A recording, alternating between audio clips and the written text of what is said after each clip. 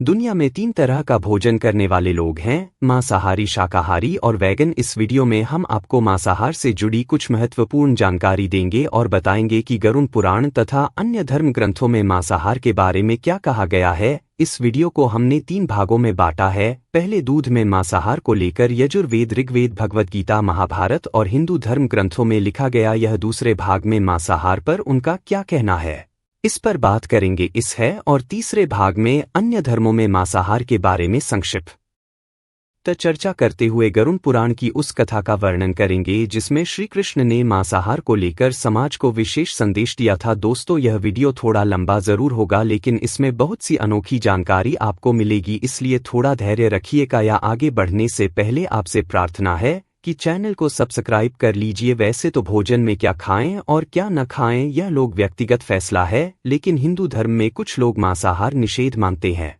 वहीं कुछ लोग मांसाहार को लेकर भ्रमित दिखाई देते हैं कि आज भी समाज में देखने को मिलता है। एक और मांसाहार ग्रहण करने वाले शाकाहारियों को घास फूस खाने वाला बताते हैं, तो वहीं दूसरी ओर शाकाहारी लोग मांसाहार खाने वालों को जानवरों पर अत्याचार करने वाला मानते हैं। किंतु किसी भी बात को आंखें बंद करके मान लेना सही नहीं, इसीलिए आइए जानते हैं कि हिंदू धर्म ग्रंथों में मांसाहार और शाकाहार में से कौन सा भोजन उत्तम माना गया है। कुछ लोगों को वेदों के विषय में शंका है कि वेदों में पशु बलि, मांसाहार आदि का विधान है, लेकिन मित्रों यह अर्धसत्य से ज्यादा कुछ भी नहीं है। वेद और पुराण हिंदू धर्म के मुख्य ग्रंथ हैं। वेदों का सार है उपनिषदें हैं और उपनिषदों का सार भगवद गीता है। वेदों में पशु हत्या पाप माना गया है और मांसाहार को स्पष्ट मना किया गया है। इतना ही नहीं बल्कि विदेशों में तो कुछ पल पीएम आवास के संबंध में सख्त हिदायतें भी दी गई है और वे में कहा गया है कि मनुष्य को परमात्मा की सभी रचनाओं को अपनी आत्मा के लिए मानना चाहिए, अर्थात वह जैसे अपना हित चाहते हैं वैसे ही दूसरों का भी करें। कि अथर्ववेद में कहा गया है चावल, दाल आदि शाकाहारी खाद्य पदार्थ के रूप में ग्रहण करना मनुष्य के लिए सबसे उत्तम भोजन और भोजन के लिए कभी भी किसी भी न करने पर बताया गया कि युवा जगत माता का दर्जा दिया गया है। पुराणों के रचयिता वेद व्यास जी के मुताबिक धरती माता और उनकी रक्षा में ही समाज की उन्नति, मनुष्यों को उनके समान विचार वाले पशुओं की रक्षा करनी चाहिए। भगवद गीता में मांस खाने के अंश को 3 श्रेणियों में विभाजित किया गया है, क्विक, राजसिक और तामसिक। गीता के अनुसार अन्न से मन और विचार बनते हैं। जो मनुष्य सात्विक भोजन ग्रहण करता है उसकी सोच भी सात्विक रहती है। मांस और मदिरा जैसी चीजें तामसिक भोजन के अंतर्गत आती हैं। इस तरह का भोजन करने वाले लोग अक्सर दुखी, रोगी को कर्मी और आलसी होते हैं। गीता के अनुसार सात्विक आहार आयु को बढ़ाने वाला, मन को शुद्ध करने वाला, बल, बुद्धि और स्वास्थ्य प्रदान करने वाला होता, परंतु यही सात्विक आहार तामसिक बन जाता है जब उनको अत्यधिक खट्टा या नमकीन मसालों के साथ पकाया जाता है, जो बाद में एवं रोग उत्पन्न करता है। अगर आप भी यह मानते हैं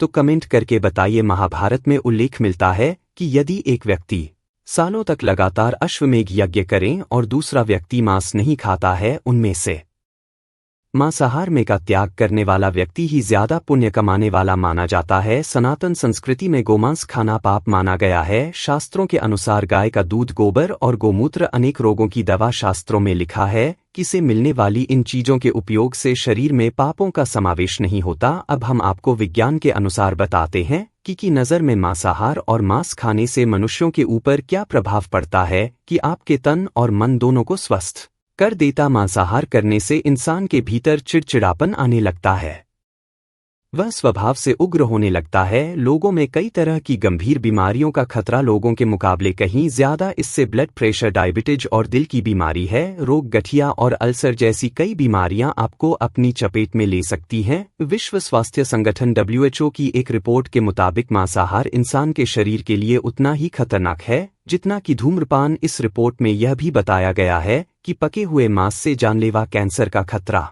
होता है। एक मांसाहारी भोजन की तुलना में शाकाहारी भोजन सेहत के लिए ज्यादा फायदेमंद होता है। शाकाहारी भोजन इंसान को निरोगी, स्वस्थ और दीर्घायु बनाता है। शाकाहारी व्यक्ति हमेशा ठंडे दिमाग वाले, सहनशील, सशक्त, परिश्रमी, आनंद प्रिय होते हैं। अगर आप भी यह मानते हैं तो कमेंट करके बताइए। बर्ड फ्लू और स्वाइन फ्लू जैसी बीमारियां मुर्गियों और सूअरों के जरिए इंसानों को अपना शिकार बनाती है। इन प्राणियों का मांस खाना इसकी सबसे बड़ी वजह मानी जाती है, जबकि शाकाहारी जीवनशैली को अपनाकर इनसे होने वाली बीमारियों से खुद को बचाया जा सकता है। अब हम आपको संक्षेप में अन्य धर्मों में मांसाहार को लेकर क्या मान यताएं हैं, वह बताते हैं जैन धर्म में मांसाहार को पूर्णतया निषेध माना गया है। जैन धर्म गुरुओं का कहना है मांसाहार से मस्तिष्क की सहनशीलता नष्ट हो जाते है और वासना व उत्तेजना वाली प्रवृत्ति बढ़ती है। वहीं मुस्लिम और ईसाई धर्म में मांसाहार को सही ठहराया गया है। दोस्तों, अब मैं उस कथा को कहता हूँ जो गरुड़ पुराण में वर्णित है,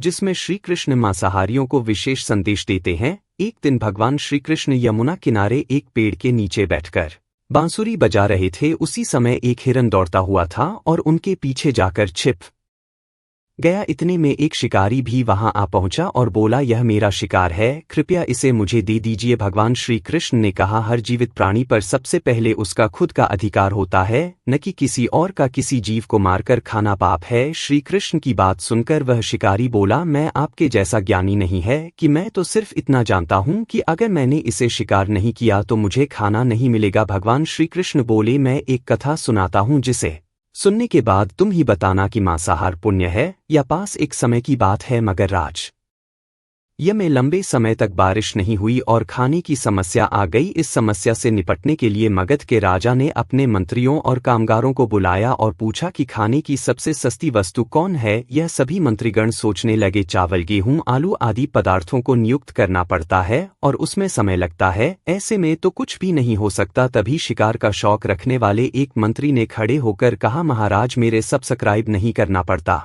और पौष्टिक खाना भी मिल जाता है। यह सुनकर अन्य मंत्रियों ने भी इस बात का समर्थन कर दिया, लेकिन महामंत्री अभी भी चुप थे। यह देख राजा ने महामंत्री से पूछा, आपका क्या मत है? इस पर महामंत्री ने कहा, मैं यह नहीं मानता कि मांस सबसे सस्ता पदार्थ है, फिर भी इस विषय पर मैं अपने विचार आपके सामने कर रखूंगा। महामंत्री उसी रात उस मंत्री के घर पहुंचे जिसने यह प्रस्ताव रखा था। महामंत्री ने कहा, संध्या को महाराज बीमार हो गए हैं, उनकी हालत बहुत ही खराब हो गई है। रोज बेंच ने कहा कि किसी शक्तिशाली देश के हृदय प्रदेश में जाए तो राजा के प्राण बचाए जा सकते हैं, इसलिए मैं आपके पास आया हूं। कृपया अपने हृदय का 2 तोला मात देने का कष्ट करें और इसके बदले आपको 1 लाख स्वर्ण मुद्राएं दी जाएंगी। यह सुनकर उस मंत्री के चेहरे का रंग फीका पड़ गया। वह सोचने लगा कि जब नहीं तो लाखों स्वर्ण मुद्राओं में आकी मंत्री तुंगरत अंदर गया और अपनी तिजोरी से 1 लाख स्वर्ण मुद्राएं लेकर आया। मुद्राएं महामंत्री को देखकर बोला, महामंत्री, में आप 1 लाख स्वर्ण मुद्राएं में 1 लाख और इस पैसे से आप किसी और के हृदय खरीदने मुझे माफ कर दो। के महामंत्री इसी तरह बारी बारी से सभी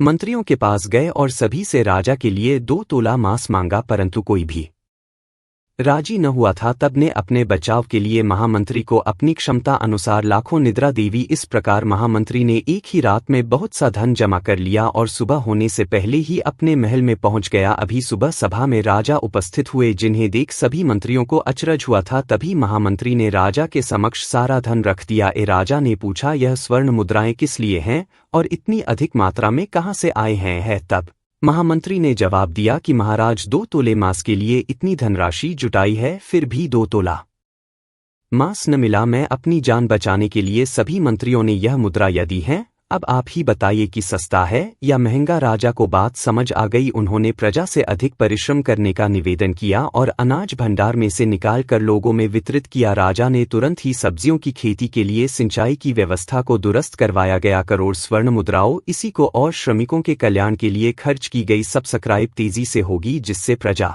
का कल्याण हुआ और पिता भी कुछ समय बाद मौसम भी अनुकूल हुआ और फ्लू इस तरह राज्य खाद यह संकट दूर। भगवान श्री कृष्ण से यह ज्ञान पाकर शिकारी परिपूर्ण हो गया और उसे ज्ञान की प्राप्ति हुई थी कि वह जान गया था कि महानता जीवन लेने में नहीं बल्कि जीवन देने में। शिकारी ने भगवान के आगे हाथ जोड़े और वहां से चला गया। उसने प्रण लिया कि वह अपने संपूर्ण जीवन में किसी को भी कभी चोट नहीं पहुंचाएगा। दोस्तों, अब यह आप पर निर्भर करता है कि आप कौन सा आहार ग्रहण करना चाहते हैं, परंतु विज्ञान भी इस बात को प्रमाणित कर चुका है कि हमारे शरीर के लिए मांसाहार की अपेक्षा शाकाहार ज्यादा फायदेमंद है। उम्मीद है वीडियो पसंद आई होगी। चैनल को सब्सक्राइब करें।